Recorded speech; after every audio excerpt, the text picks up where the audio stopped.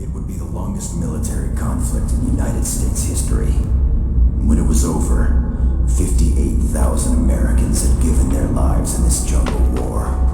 Another 304,000 were wounded, and nobody who returned home was left unscarred by their time in Vietnam. In 1946, the Vietnamese fought the French for their freedom in the First Indochina War.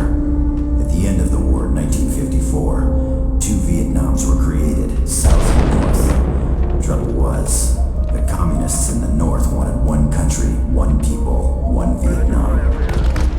It began for the U.S. in 1959 when they sent advisors, government men with money, weapons, and advice to help the South. Slowly, almost inevitably, it became a full-blown war, with the ever-growing U.S. forces joining the South Vietnamese army to fight the North Vietnamese regulars in the National Liberation Front. By 1975, it was all over, but not before 3 million Vietnamese people from both sides died to make it happen, and another 2 million Lao Cambodians also perished.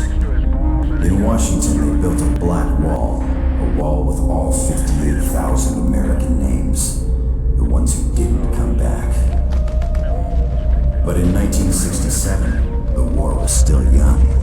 Hopes were high. Success was, they say, a bright light at the end of the tunnel. Lessons would have to be learned in Vietnam. And in 1967, class and hell was definitely